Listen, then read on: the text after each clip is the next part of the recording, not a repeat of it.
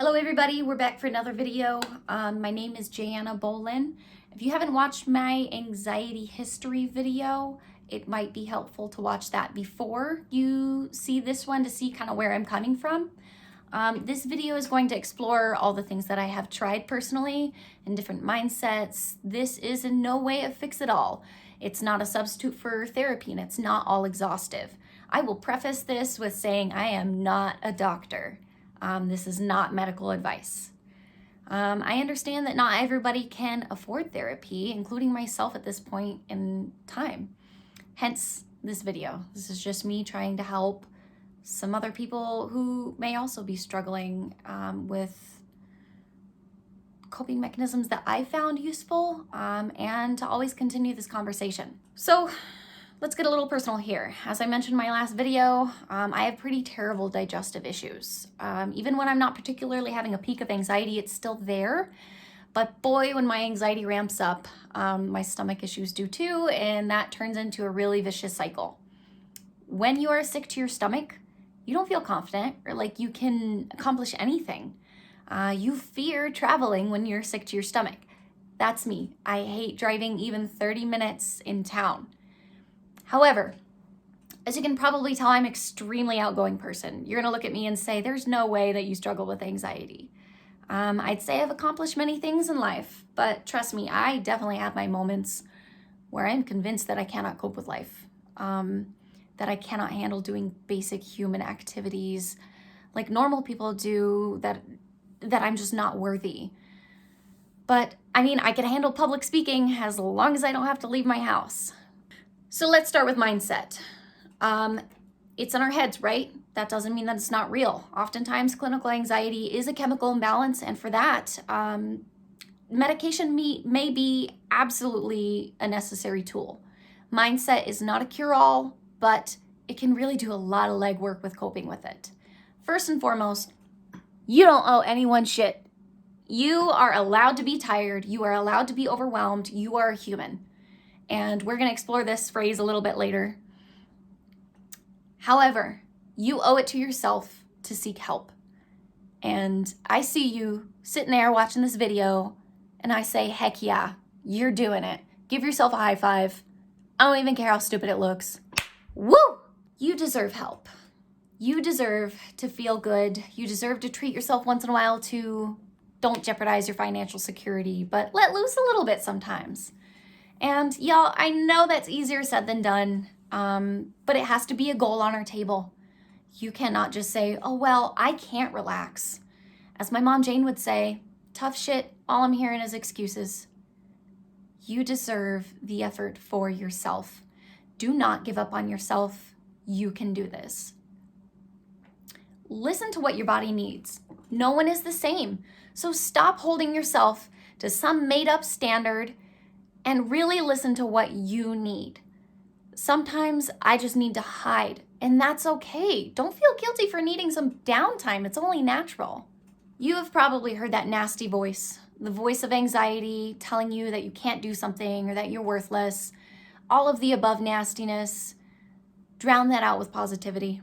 And I know how cliche that sounds, but you train your own brain how to speak to yourself. Practice constantly, even about things that are external. If you see somebody wearing some clothes that you don't like, instead of saying, ew, what was she thinking? Look at her face. Think, I'm glad she's happy.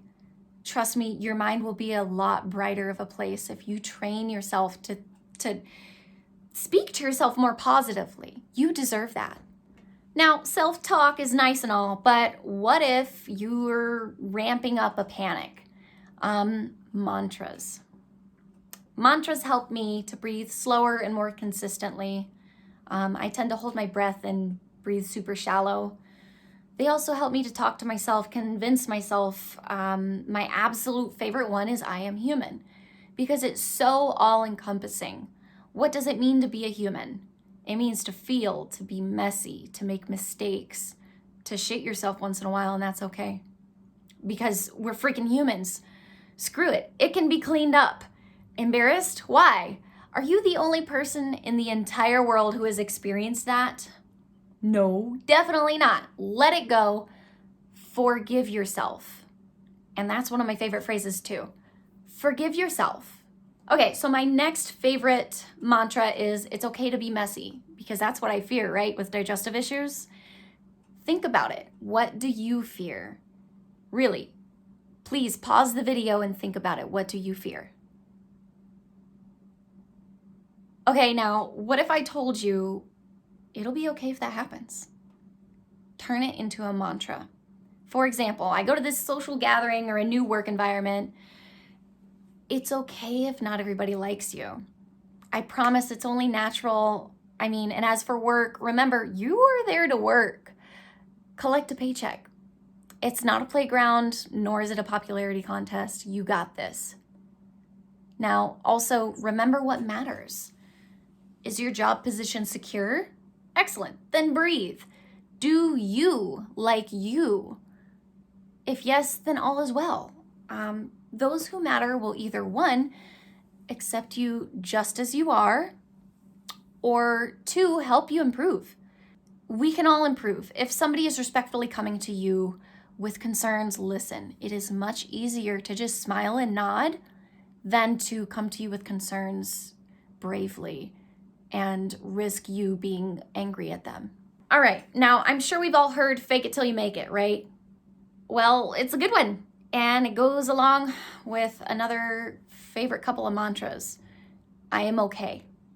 And I say that super slow because it's easy to say that fast. And then when you say it slow, it kind of regulates your breathing a little better. I am okay. And really say it till you believe it. And also, I've got this. Say it till you believe it. Y'all, I'm aware of how cliche this sounds, really. But hey, if it ain't broke, don't fix it. Before you go to do the thing, sit down, release the tension in your shoulders, close your eyes, a few deep breaths, and softly whisper that mantra to yourself. Trust me, just do it. No one's looking, and even if they did, screw them, you're doing what you have to do in order to cope. And that's perfectly okay, and I'm serious. Whisper it to yourself out loud. Hearing yourself, it's gonna just reinforce it much better. Next up is taking it back to the shitting yourself scene. Or if people at a party don't like you, if you're more normal. Will this matter in 5 years? I learned this one from my high school therapy, and really ask yourself, of course it won't. Let it go. Let's get real. Now let's branch off to that letting go. Something I have really struggled with and I've made progress on. And let me tell you, it is so liberating. I am a control freak. Oftentimes people with anxiety fear what they can't control, so then they latch on to what they can control, and they'll micromanage it. I used to not let my husband sweep, mop, or really do anything as far as cleaning. And it's not necessarily because he couldn't do it or he didn't do it well. I just needed mentally to know that it was clean. It was just part of my coping mechanisms. Let that shit go. Little pieces at a time. You're not going to be able to let it go all at once. Trust me, you go crazy if you let it go all at once. It's not going to work. One little piece at a time. And slowly you'll realize it's okay. It's okay to let that go. Slowly trust and allow yourself to let these things go. Is it worth it to be so hung up on little things that you sacrifice your inner peace, let alone the sanity of those around you who are having to deal with you? Okay, so next is to reduce your stressors. That's kind of a given, right? Forgive yourself for it too. There is no such thing as a super mom, a super wife, a super husband, a super employee. Trust me, we're humans, remember? Give yourself some grace to accept your boundaries. You may say, well, I just can't reduce my stresses. I'm sure that's true to an extent, but really, you can find a couple little ways, I promise. Small ways would be, don't host that holiday party. Say no to that optional overtime or extra shift. Let your friends and family know that you love them and you need a little bit of quiet time. Ask them for help, please. Stop getting hung up on the I should be able to. That's a lie, it's an illusion, and it's a useless standard. You have people that love you, that would do anything for, that you would do anything for. Let them care for you a little bit. The big ones depend on your priorities. If the job is interfering with your ability to care for your family and balance everything, let's work to see what we can change about that. Now, I'm not saying quit your job, because I mean, everybody has bills to pay, but let's take it seriously. Let's take yourself seriously. If you want to get out of something, you gotta do the legwork to get out of something. Do we need to change jobs? Do we need to change fields? How, even if it's a long-term goal, how are we going to make this better? Even if it takes a while, don't sit in the rut. All it comes down to are, what are your priorities? I've watched a video of a lady who said that when you're juggling things in life, the separate things are the separate balls that you're juggling. Not all of them are made of glass. You can drop the plastic ones and it's okay. Please forgive yourself. My next piece of advice is to watch a movie. Yeah, Jay, sure, watching a movie is gonna really cure my anxiety. Well, look, we aren't here to cure anything, only to help cope. Remember, I'm not a doctor. Movies have really helped me to escape my mind and my swirling, raging thoughts and be consumed by a story, especially if it's a good movie. We all know there are plenty of bad, unhealthy ways to try to numb and escape yourself. Let's try some that are at least neutral, relaxing and consuming a story. You could also read a book, watch a show. A healthy escape would be meditation and exercise. And that's a good idea, which I highly suggest to be considered. But I can't claim to use these methods personally. And I'm not gonna tell you that I do these things if I don't. I wanna be honest with you guys. With that being said, I'm sure if I did start exercising and meditating, I would really greatly benefit from it. So if you guys have any videos on that you really like, drop them in the comments, share them with me, share them with us. You also feel better when you eat better and when you sleep more. I also started drinking tea. Just do these little things that make you feel better and make you feel taken care of. You really deserve it. Sensi is actually one of the things that really helps me. It's just like a little sensory distraction, and a bit of happiness that my home smells so nice and pretty, and my aunt actually sells Sensi, so let me know if you need her contact information. Turn off your phone once in a while. That really helped me a lot in high school. Just turn it off. It's fine. Especially if you live with other people. If somebody really needs to contact you, they can call your parents. They can call your significant other. Just turn it off. The next thing would be my dog has really made a big impact on my life. And I know it sounds really silly, and I actually didn't believe in an emotional support dog until I met my girl Zeppelin. There's just such a strong bond and sense of love mutually. I'm her mama, like I'm her favorite person in the world. And just a sense of purpose too. I would highly suggest looking into that if that is something that you are able to do. Remember, it is a responsibility. That is a living, breathing being. You have to take good care of it, take it to the vet every year for its checkups and blah, blah, blah, blah. You get what I'm saying. So the next thing is the tapping method. It's a sensory affirmation type technique. I also learned this in therapy while I was in high school, but I don't really feel qualified to teach it necessarily. So write it down and maybe search this after you watch this video.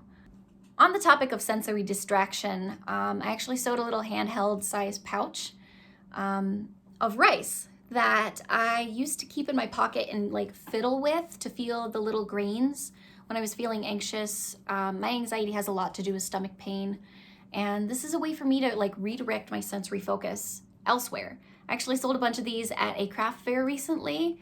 I described it as a fidget spinner, but a heck of a lot less annoying and for anxiety. But I mean, whatever it works for that's great if it works. The next thing I'd say is let's trick the fight or flight. Anxiety at its core is a fight or flight response that is firing away without any true danger. When our body is in this mode, we do not salivate, our respirations quicken, our muscles tense up, and so much more. So let's trick it. Deep breaths, to lower your respiration rate, chewing gum to help you salivate, and intentionally relaxing your muscles.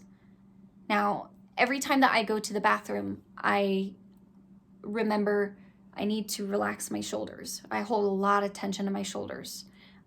These are just a few, but I highly encourage you to keep searching. But Jay, what if I'm having a panic attack? Well, this one was taught to me by a nurse, my brilliant Aunt Susan. This is the grounding method. When I'm experiencing extreme anxiety, I call it a peak because it's just extreme overstimulation, overthinking, exertion, which is the opposite of depression, which I call a valley. My best friend actually has clinical depression and I have clinical anxiety. We're like two peas in a pod. Therefore, grounding would be returning to a solid, stable level. Here's how. Identify and name 5 things you see, 4 things you feel, 3 things you hear, 2 things you smell, and 1 thing you taste. That brings your focus away from the doom. Now, I know it's kind of hard to remember which things correlate to which number, so write yourself a card with this information on it and keep it in your wallet. Pause this video, grab a pen, and I will repeat. 5 things you see, 4 things you feel, 3 things you hear, 2 things you smell, and 1 thing you taste. And there you have it. There are some tools in your toolbox to use. Some of these will be lifelong tools for you. Some may not really work for you or change over time, and that's totally okay and normal.